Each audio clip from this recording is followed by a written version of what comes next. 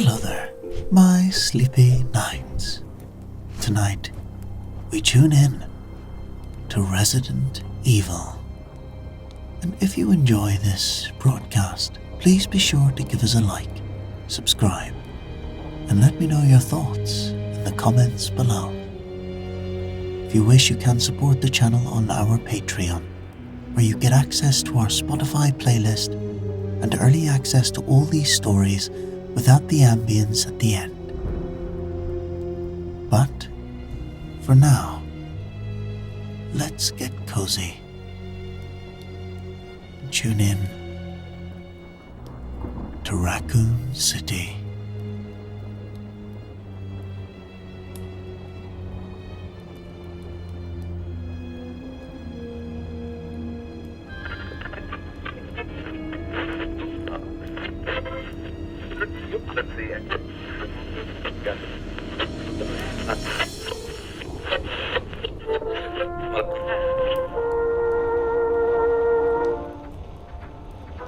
You're listening to RCN 94.7 FM, the voice of Raccoon City, broadcasting from our studios on Ennerdale Street.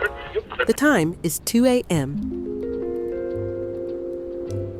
Good morning, Raccoon City.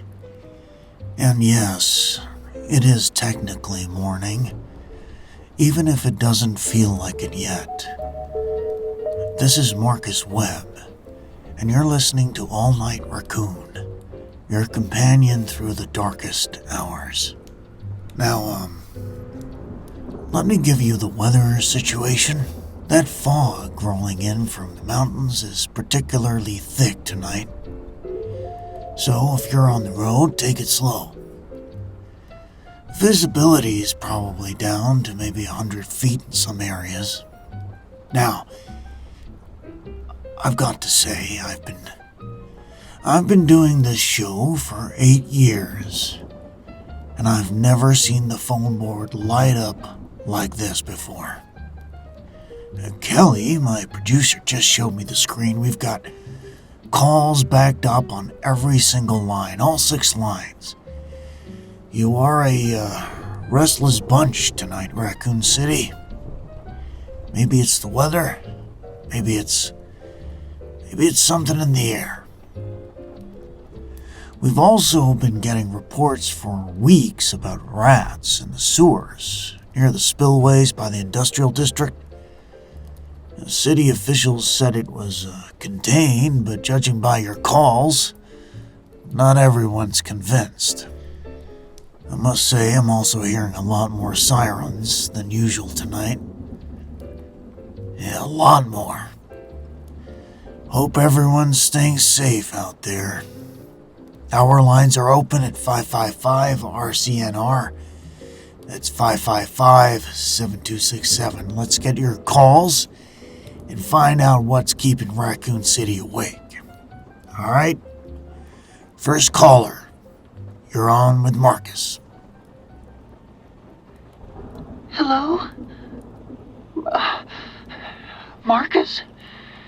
Can you hear me? Loud and clear. Who am I speaking with tonight? My name is Cheryl Hammond. I'm a registered nurse at Raccoon General Hospital. I'm calling from ER right now. Welcome to the show, Cheryl. Though, tonight I'm guessing you're not calling to request a song at 2 in the morning. No, definitely not. Marcus, I need to tell someone what's happening here. I started my shift at 11 p.m. Standard Saturday night.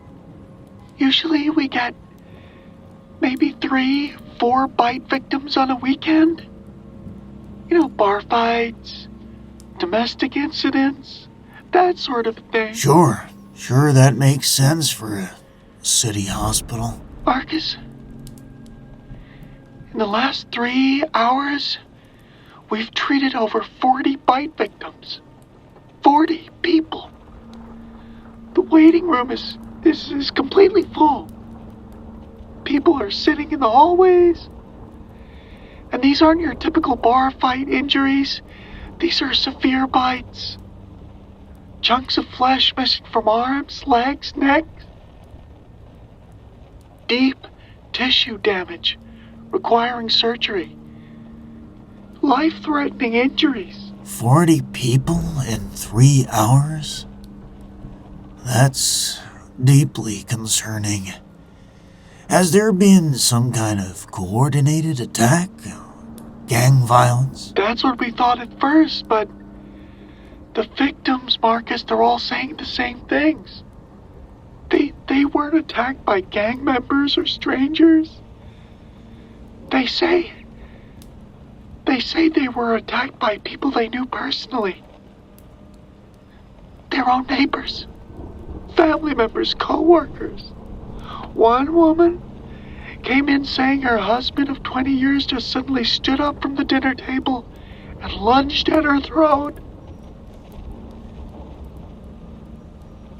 That's very unsettling.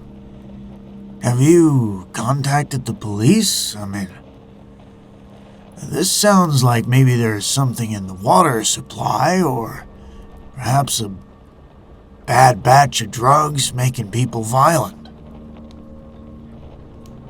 We called them hours ago.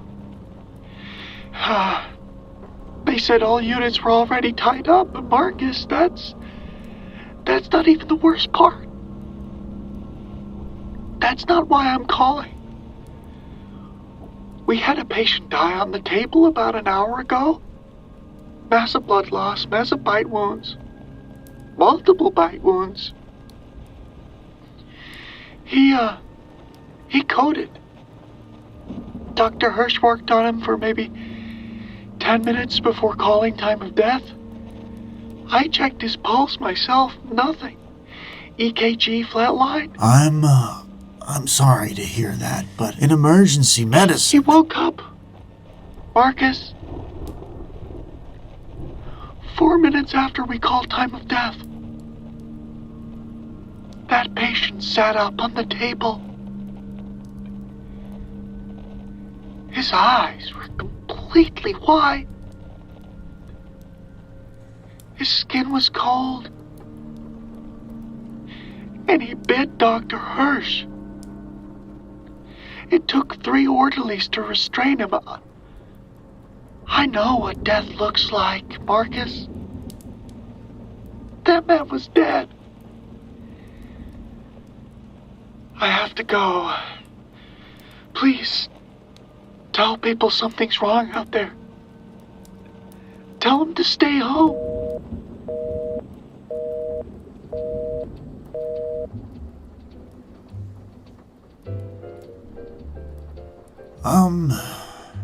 That was Cheryl from Raccoon General Hospital.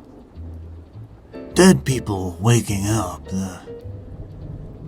The human body can do strange things under extreme stress, adrenaline, shock, medical explanations, but Cheryl, stay safe out there.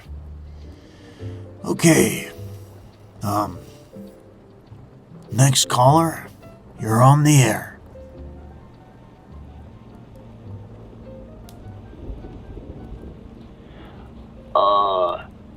Hey, Marcus. This is cool. I'm such a big fan of the show, man. I listen to you like every night. Well, I appreciate that. Now, what's your name and what are you doing out at 2 in the morning? Tyler Kovacs. I work for Gino's Pizza Palace on Franklin Street, and been doing the night shift for about a year now. Usually it's pretty good, drunk people tip well, Late night pizza delivery. Truly an essential service. How's business tonight, Tyler? Dude, It's been absolutely the weirdest night of my entire life. and I've had some weird nights. Yeah. You remember last year, Marcus, when I think it was in the news and someone ordered 50 pizzas to Mayor Warren's house as a prank? I do remember that story. That made the local news, yes. That was you delivering to them? Yeah, that was me. Had to make like 6 trips. Mayor actually gave me a $20 tip at the end, which was cool, but tonight makes that look normal, man. All right, you've got my attention, Tyler. What is going on out there?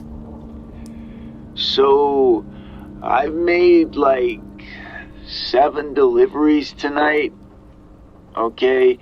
7 different addresses across the city, and not a single one has gone normally, not even close. First address was this apartment on Fishing Street, 3rd floor. Guy orders large pepperoni with extra cheese.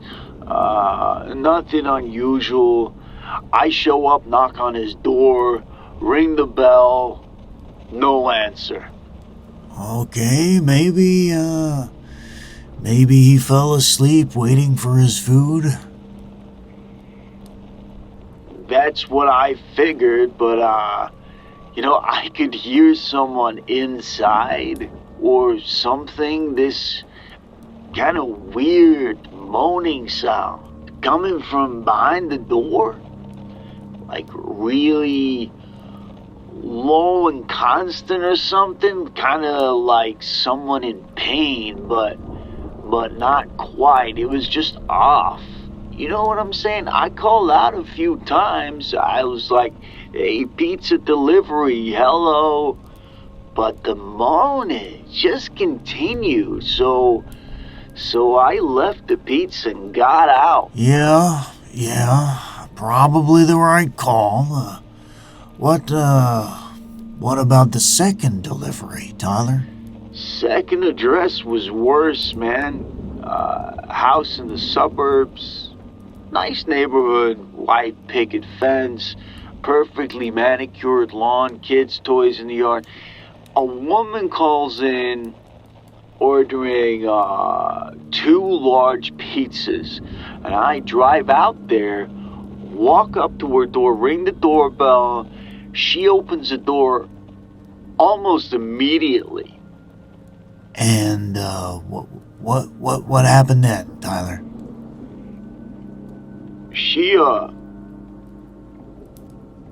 I'm sorry, man. She was covered in blood, Marcus.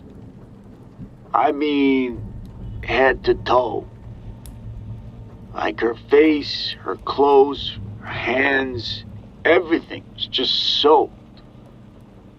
It was like still wet, still dripping. She just stared at me like this blank expression for maybe 5-6 seconds. And suddenly she lunged forward and tried to grab me, and I dropped both my pizzas and sprinted back to my car. Tyler, I'm going to ask you something, and don't take this the wrong way, but what did you smoke tonight before your shift? Nothing, man. Marcus, I swear to God, I smoke now and again. I'm completely sober. My manager does random drug tests. I'd lose my job, but that outside of shifts, yeah, I do a little bit, but that not during the job, man. That woman was covered in blood, and she tried to attack me, man.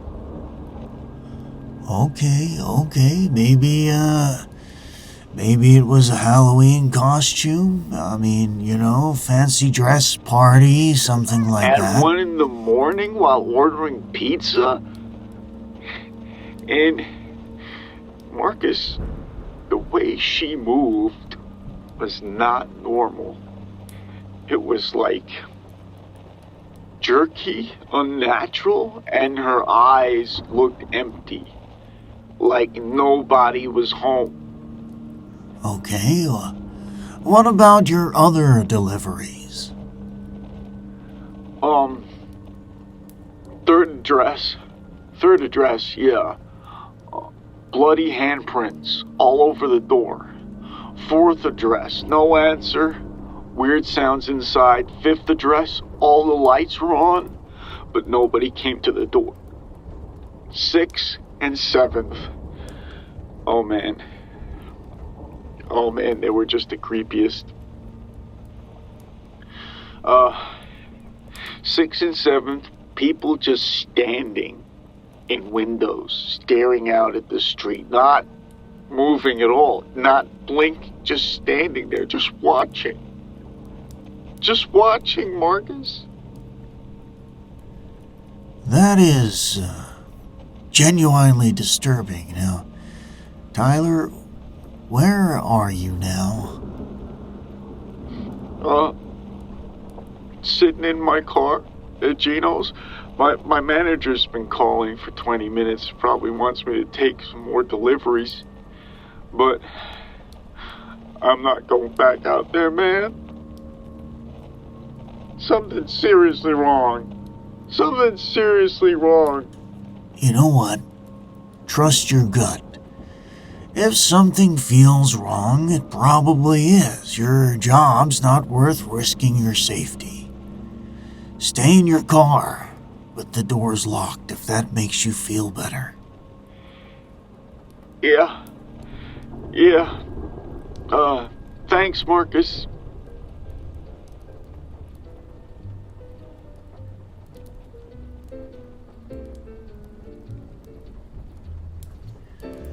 Well, that was quite distressing. Now my producer's just telling me to move on to the next call. Okay, who have I got on the line?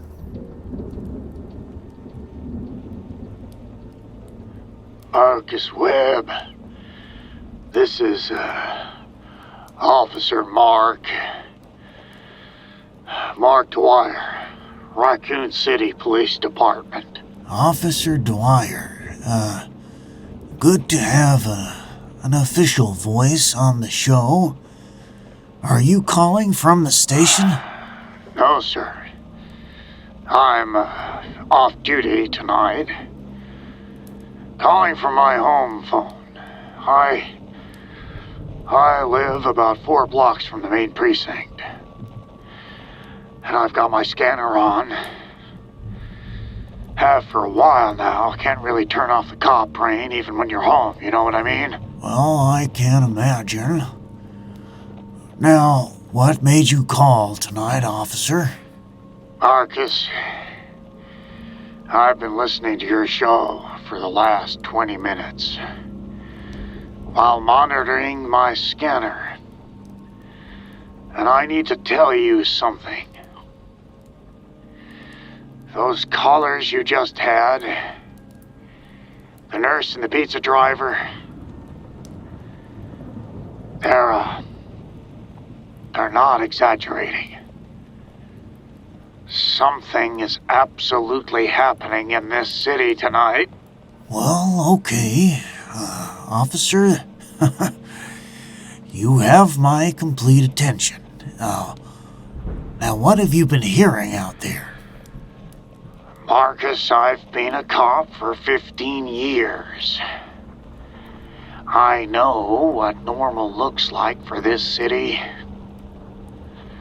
Normal Saturday night. Our dispatch receives maybe 20, 30 calls total. Noise complaints, drunk and disorderlies, maybe a bar fight, couple of minor traffic accidents, Standard urban police work. Right, yeah. That makes sense. Marcus, in the last 3 hours alone tonight, dispatch has received over 200 emergency calls. 200. And these aren't typical Saturday night disturbance calls. These are violent, serious incidents. I see, officer. And what kind of incidents are we talking about here? Multiple violent assaults being reported across every single district simultaneously. Home invasions where perpetrators won't leave even when police arrive. Reports of people attacking each other in the streets, in their homes and businesses. And Marcus, this is the hard part. It's at least a dozen separate callers reporting cannibalism. Officer Dwyer, did you just say cannibalism? Yes, I did. Multiple callers reporting they're witnessing people attacking victims and consuming their flesh. Now, dispatch initially treated these as prank calls, mass hysteria. You know how that works. One person reports something crazy and suddenly everyone's calling in. But Marcus, these calls are coming from completely different neighborhoods, different times, different types of callers, teachers, business owners, other off-duty cops. These are credible people. All units, officer needs assistance. Grove Street Pharmacy, shots fired. You hear that? That's the third officer needs assistance call from that exact location. They sent 2 units there about an hour ago for a disturbance. Those officers called for immediate backup, repeated shots fired, and then nothing. The radios went silent. Dispatch has been trying to raise them ever since. Jesus, this could be... I'm no cop, but do you think this could be terrorism? Coordinated gang activity? Well, I've been trying to figure that out. I keep thinking about that incident at the chemical plant last month. Small leak. They said, it was contained, no danger to the public. But what if they were wrong, Marcus? What if something leaked into the water supply? That's terrifying. Have you checked the water department? They ran emergency tests this afternoon. After the 911 call started spiking. Everything came back normal. Non-contaminants, no toxins, but something is in the air tonight. That instinct you develop after 15 years when something's fundamentally wrong. I've got that feeling right now. Mark, please don't go in early. Please. Sorry, that's my wife. She's begging me not to report in. And honestly, I'm thinking about listening to her. That's how bad my gut feeling is. Well, officer, I think that's wise. If they really need you, they'll put out an official recall. Stay with your family. Yeah. Just, tell people to lock their doors tonight. Whatever this is, it's spreading fast.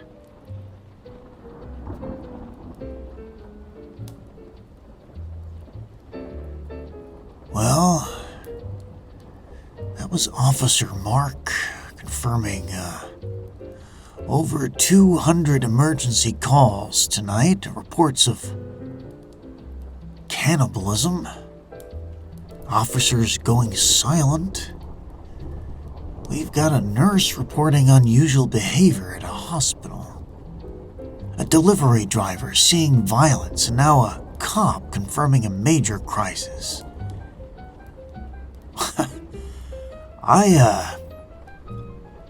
I think we need a brief break. This is Marcus Webb on RCN 94.7, and we'll be right back after this. Are you feeling under the weather this season? Umbrella Pharmaceuticals' new rapid response treatment formula is now available at all Raccoon City pharmacies. Our cutting-edge formula, developed right here in Raccoon City by our team of world-class researchers, provides fast, effective relief when you need it most. For over 30 years, Umbrella Corporation has been at the forefront of medical innovation, preserving the health of our community and advancing the future of medicine. Umbrella Corporation, a proud partner of Raccoon City since 1968.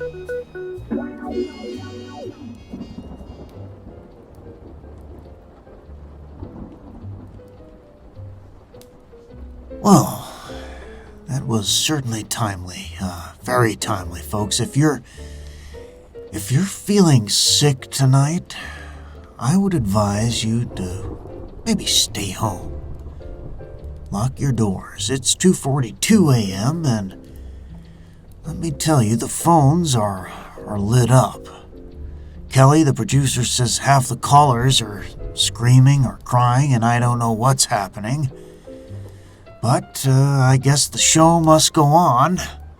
Let's keep taking your calls. Next caller, you're live on the air. Hello? Marcus Webb. My name is Dr. Reyes. Good morning, Doctor. What can I do for you? I'm the head of emergency medicine at Raccoon General Hospital.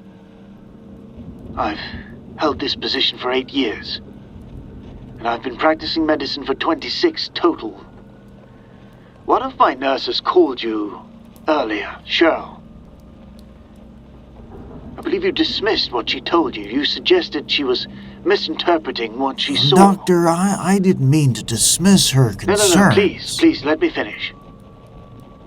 I need you to understand something very clearly. I graduated from Johns Hopkins School of Medicine in 1972. I've worked in combat field hospitals, natural disasters, mass casualty events. I was part of the medical response during the '89 earthquake in San Francisco. I have personally pronounced death over 400 patients in my career. I know what death looks like. I know the exact difference between a living patient and a deceased one. Do you understand? Yes, Doctor. I understand. I'm listening. Approximately 90 minutes ago, we had a 34-year-old male patient brought in by my ambulance. Multiple severe bite wounds on his arm, legs and torso, massive blood loss. He coded in the ambulance. They got him back with the defibrillator. He coded again when we got him on our table. We followed every protocol. Cardiac massage, defibrillation at 200 joules, then 300, then 360. We tried everything for 11 minutes. Nothing worked. His heart would not restart. His EKG showed complete flatline. No electrical activity whatsoever. I personally checked his pulse, radial pulse, nothing. Pupils fixed and dilated at 6 millimeters. No response to light. No corneal reflex, no gag reflex. All clinical signs of death. I personally called time of death at 1:42 a.m. I covered the body with a sheet. And then what happened? 4 minutes later, that patient sat up, tore the sheet off. His eyes had changed. Pupils completely clouded over with white. He grabbed my arm. Strongest grip I've ever felt from a patient. Left deep bruises I'm looking at right now. It took security and 3 orderlies to restrain him. He was biting, clawing, making sounds that weren't human. Just animal sounds. Doctor, could there have been an error in diagnosis? The patient not have been clinically dead? Mr. Webb, I've called death, time of death, over 400 times. I know the difference between shock and a corpse. That man had no pulse for 40 minutes. No respiration. No brain activity. Modern medicine is very clear about what constitutes death. That patient met every criterion. He was dead. And then, he was something else. Something else? I'm sorry, Doctor. What do you mean by something else? We have him in 4-point restraints in our secure ward. He's still moving. Still trying to attack anyone who approaches. But he's not conscious in any meaningful way. No response to verbal commands. No recognition of his wife when we brought her in. Just base aggressive behavior, trying to bite anyone within reach. And Marcus, they now have 14 patients showing the exact same progression. They come in with severe injuries, usually bites, they die. Minutes later, they reanimate. That's the only word for it. They come back. But they're not the same people. Not human anymore. Maybe more by now. I haven't been back to ER in 20 minutes. I don't know what to do. I don't know how to treat this. 26 years of medicine and I can't explain what's happening in my own emergency room. Doctor, have you contacted the CDC, State Health? This sounds like an infectious outbreak. We've tried everyone. CDC in Atlanta, no answer. Lines constantly busy. State Health, same thing. WHO liaison office, no response. It's like every hospital in the region is dealing with the same crisis and all emergency response systems are overwhelmed. We're on our own. What do you need? What can we do? What can I do? Tell people to stay away from Raccoon General Hospital. We're in full lockdown. Security has sealed all entrances except the ambulance bay. Tell people, if someone bites them, I don't know what to tell them. I don't know how to treat this. I have to go. We have a situation developing. Please, please, just tell people to stay home. Lock their doors.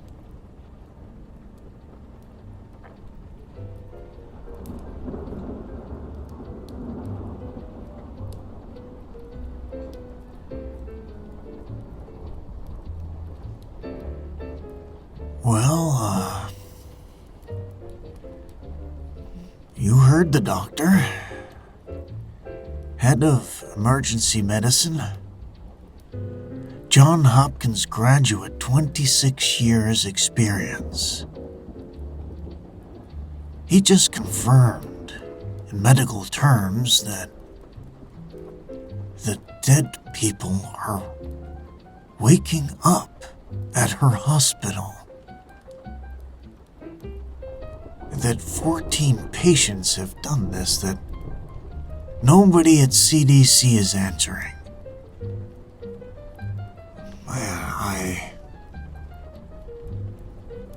My producer is telling me to take the next call.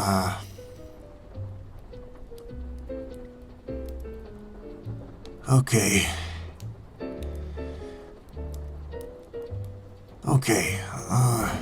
We'll go to the next call. Hello? Is anybody there?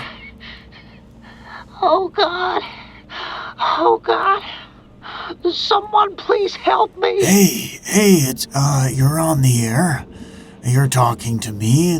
My name's Marcus. Just take a breath and tell me what's happening. What's your name? Teresa Grand. I'm in my apartment. Stoneville, 4th floor, Unit 4G. Please, I don't know what to do. Okay, Teresa, I'm here with you. You're not alone. Just tell me what's going on. What's got you upset? I woke up an hour ago. Maybe 1:30. There was screaming in the hallway. Really loud screaming, multiple people. I thought maybe there was a fire or something, and so I got up. And I went to look through the peephole to see if I should excavate or evacuate, sorry. Just try to breathe. That's smart thinking, Teresa. Now, what else did you see?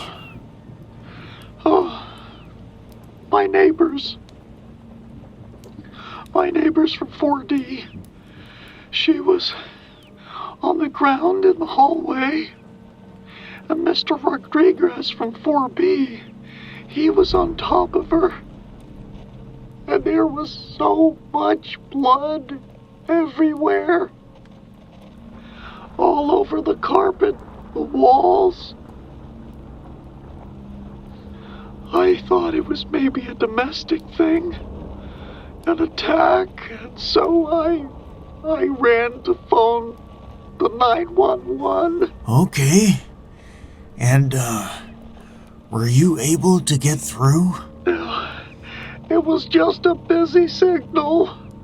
I've been trying for 40 minutes. Just busy signals where it rings forever with no answer. What kind of emergency service doesn't answer? And now they're all outside my door. They're trying to get in. Who's outside your door, Teresa? Talk to me. I don't know anymore. At first it was Mr. Rodriguez. After I saw him attack my neighbor, I locked my door. I put the chain on. I kept watching through the peephole, but his face looked all wrong, Marcus. His skin was gray, and his eyes were clouded over. And he just kept pounding on my door. And then Mrs. Chen, the neighbor, the woman I saw him kill, she got up. She's in the hallway too. And there are more now. I can hear at least 6 or 7 voices. The Johnsons from 4C. I saw them die earlier too. They're out there. They're all just pounding on the doors. They're making these horrible sounds.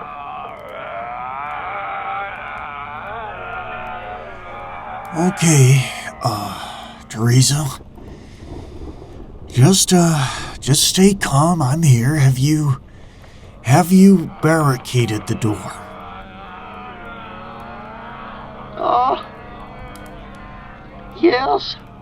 Yes, I pushed it, my couch against it and my bookshelf and boxes. But the door's starting to crack. I can see it splitting. Oh, God. Teresa? Okay. Is there a fire escape outside your window? Yes, I think there might be. Okay, listen carefully. Go to that window right now. Grab your phone and keys. Get on the fire escape and climb down. Don't stop, don't move back. Move now, Teresa.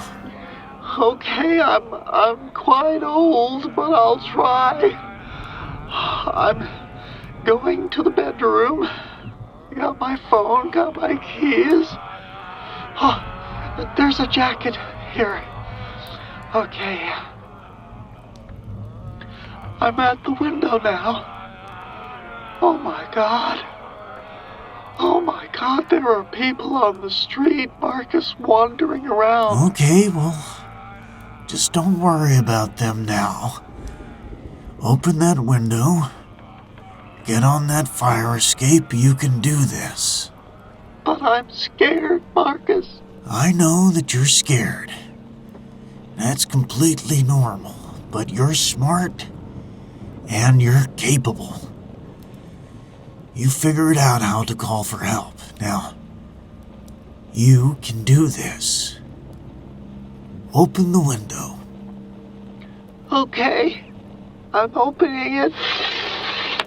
I'm going out. Thank you, Marcus.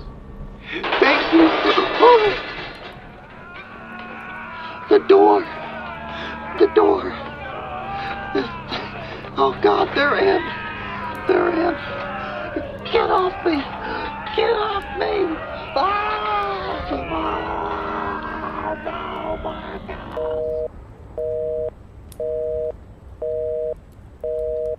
Teresa?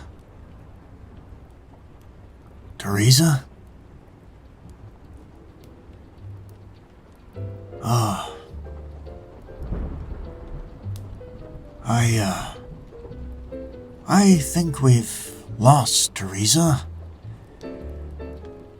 I'm not sure if we should continue, but, okay, my producers inform me we're phoning the police now, so don't worry out there. I'm sure Teresa is gonna be fine. Okay, let's take another call. Who's on the line?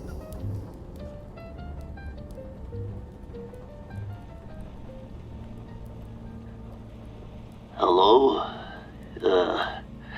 Is that Marcus? I've been on hold for about 45 minutes. Wasn't sure if I should hang up or wait or... So, my name is James Hartley. Oh, yeah, I'm glad you waited, James. Where are you calling from? So my home is in the eastern suburbs, about 15 minutes outside downtown. I'm a retired forest ranger. Worked in our clay mountains for 23 years before my knees gave out about 5 years ago now. A forest ranger, huh? That's honest, good work. What made you call tonight? Well, my son and I went hiking yesterday afternoon. Saturday around 2 p.m. We take the Raccoon Forest Trail about once a month. Good exercise, nice views. I like staying connected to the outdoors even though I'm retired now. And we usually do the trail that goes up, the old Spencer Estate area. I've heard it's a beautiful place up there. Yeah. Well, it usually is. Usually peaceful. Lots of wildlife, but yesterday was different. About 3 miles in, we found a clearing with dead animals everywhere. Had to be 30, maybe 40 deer, rabbits, crows, raccoons, all dead, torn apart. They were torn apart? By predators? That's, what I thought initially.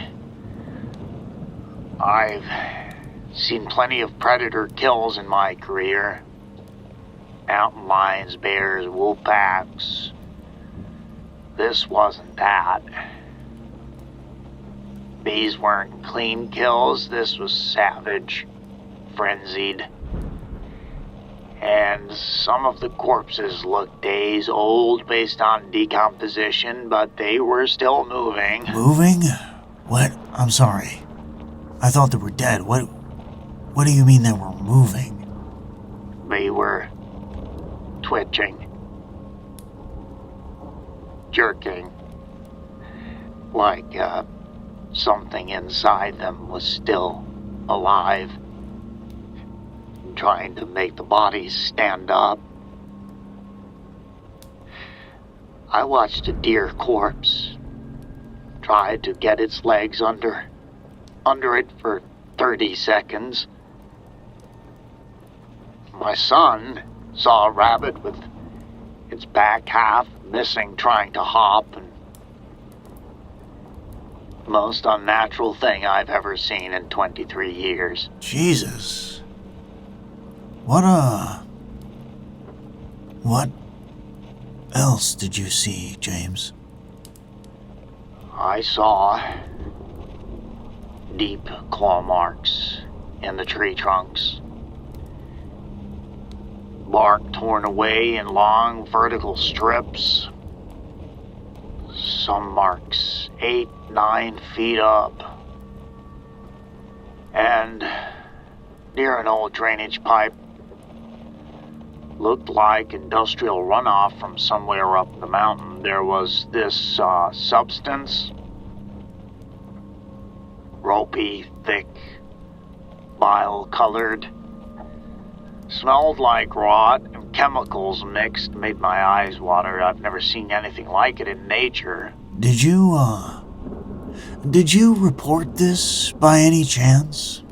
Called the Forest Service yesterday at 5 p.m. They said they'd investigate Monday. That's not why I'm calling. It's my son. What happened to your son? Michael, he's 17. While we were up there, he wanted to explore off this path. I told him to stay close. But you know, teenagers. He was gone. Maybe 2-3 minutes. Came back with a scratch on his arm. Said a wild dog jumped out, caught him before running off. We cleaned the wound, bandaged it. Figured we'd get a tetanus shot Monday. What happened after you got home, James? He started running a fever around midnight. My wife checked 104 degrees. Gave him medicine, tried to cool him down, but fever kept climbing and his behavior started changing, agitated, aggressive. Kept trying to get out of the bed. Around 1:30 this morning, my wife went to check on him. He grabbed her arm and bit her. Bit his own mother hard enough to break her skin. Sarah, get back. Don't go near the door. Yeah, sorry. I was being my wife. We had to lock him in his bedroom. Our own son. Sarah, get back. Okay, James, I don't know what to tell you. I would say get him to a hospital immediately. Have you been listening to your own show? That nurse called in, that doctor called in. They said Raccoon General is full of those things. You want me to drive my infected son there? I don't know what to tell you. Maybe 911, maybe they have something set up, get paramedics. They're not coming. No one answers.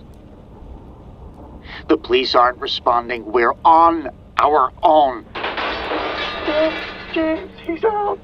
He's out, James. Michael, no. Get back in your... Sarah, run. Get to the... Oh, God. Please, it's your father.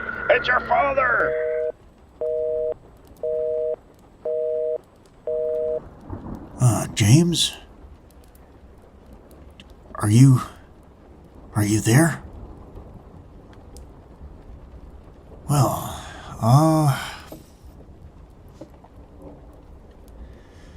okay, it, maybe started in the mountains, where the runoff comes from. This is connected. Okay, now, it's 3:18 a.m. and I can hear military helicopters outside by that sound. And my producer is telling me, what is it, Kelly? We've lost external phone lines. It looks like we're only getting local calls now. And the internet's down, too. It sounds like we're being jammed. Someone's cut communications. If you're listening, stay inside. Lock your doors and windows. If someone attacks you, don't reason with them. Get out of the way as soon as you can. Can we take the next call? Okay.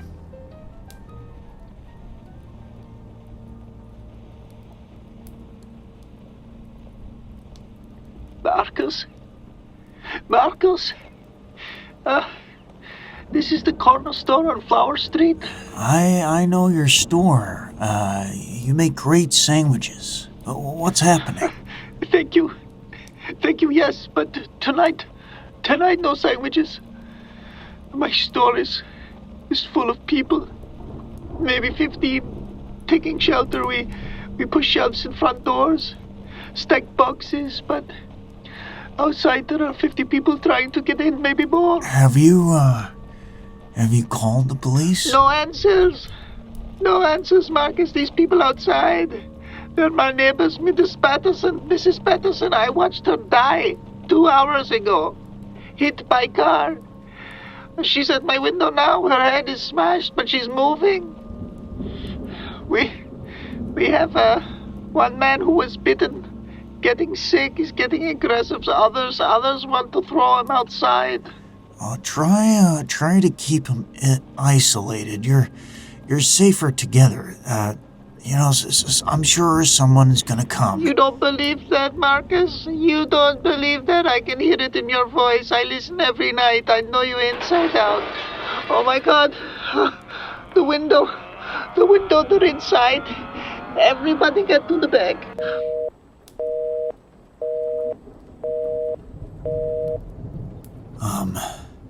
Okay. Let's see if we can get the next caller here. Hello? You're on the air.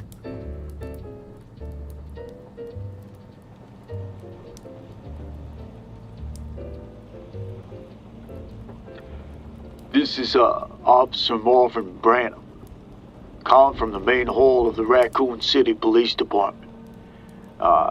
Can you hear me, Mr. Webb? Officer Branna? Yes, what's the situation? The situation is that the Raccoon City Police Department has fallen. Okay? Most of the station is overrun. We had maybe 4 or 5 survivors barricaded in the office on the 2nd floor. Everyone else is dead or turned.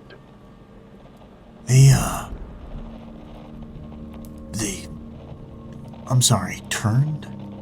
Officer, can you be specific? Exactly what you think. Now look, I've been listening to your show for the last hour. Callers are right. All of them. This is some sort of viral outbreak. Spreads through bites, scratches, contact with bodily fluids. Infected individuals die within hours, sometimes minutes. Then the body reanimates. Gets back up. But it's not the same person anymore. Just this thing. This aggressive thing that attacks any living human. Can I ask how do you know this information? Because, I watched it happen to a rookie officer. Elliot Edward. Fresh out of the academy. Maybe 6 months on the force. We were responding to a domestic disturbance around midnight. Got there. Husband had killed his wife. We, tried to subdue him, but he got attacked. He attacked Elliot, bit him on the forearm, latched onto him like a rabid dog. We got him off, bandaged Elliot's wound. It seemed minor at first. 30 minutes later, Elliot started feeling dizzy. The fever spiked. 105 degrees within 20 minutes, then aggressive. Aggressive, confused. Didn't recognize me. An hour after the bite, he collapsed in the briefing room. Heart stopped. We did CPR for 5 minutes. He was gone. And what happened then? Then he stood up, eyes all clouded over. He went after Officer Mitchell. Grabbed him. Bit him on the neck. Took 6 of us to subdue him. We locked him in a cell.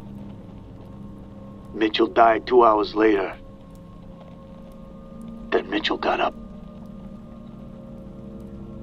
It spread through the entire station. Officer to officer. Then 3 hours. Most of the precinct was gone. Where do you think this is all coming from? Umbrella Corporation. We've had STAR survivors, Alpha Team members who investigated the Spencer Mansion in July, trying to warn us for months. They found evidence of illegal bioweapons research, human experimentation. They tried to report it, but nobody in city government wanted to listen. Too much money involved. The mayor's office killed every investigation. And now look where we are. What about evacuation? Military support?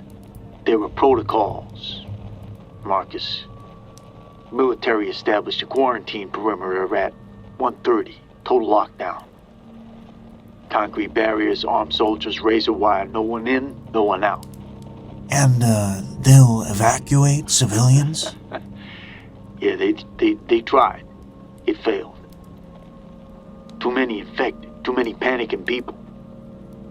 Evacuation vehicles were overrun. After that, military pulled back to the perimeter and sealed us in. They're not coming into this city. They're just making sure nothing gets out. You mean they're not going to save us? Correct. I've been monitoring military frequencies. This chatter, code words I don't recognize, but I've heard enough. Sterilization protocols, that's the phrase they keep using. I don't know if it's confirmed, but Marcus, I think they're talking about burning this entire city off the map. Oh, damn. They breached the east barricade. Fall back to the 2nd floor. Marcus, I'm out of time. Tell your listeners, if they can get to the outskirts before dawn, there might be gaps in the perimeter. Maintenance tunnels, storm drains, forest paths. If they can't escape, find somewhere secure. Gather supplies and understand anyone bit is infected. There's no cure. Just keep them away from others. How do we kill them? Destroy the brain. Total head trauma, only way. Shots to the chest won't stop them. They're already dead. You have to destroy the brain. They're at the doors without a time. Tell them we tried. Men and women of the Raccoon Police Department, we tried. And if anyone survives, tell them. Tell them what Umbrella did.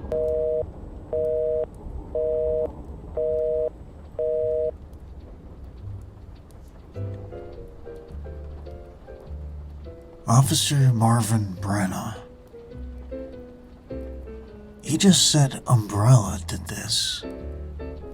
He said the military has sealed us in. He said they're talking about sterilization protocols, burning the city. Is that right, Kelly? Marcus, lock your door. They're in the studio. Oh my god.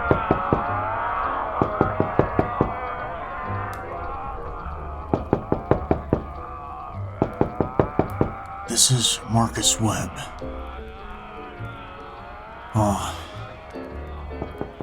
They're at my door. To anyone who hears this, Umbrella created a virus that reanimates the dead.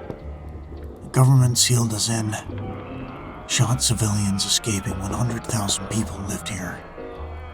Good people. Umbrella murdered us. Raccoon City was a good place. Parks, schools, neighbors, all who knew each other. We had futures. They took everything. This is Marcus Webb, signing off. Good night, Raccoon City. Good night.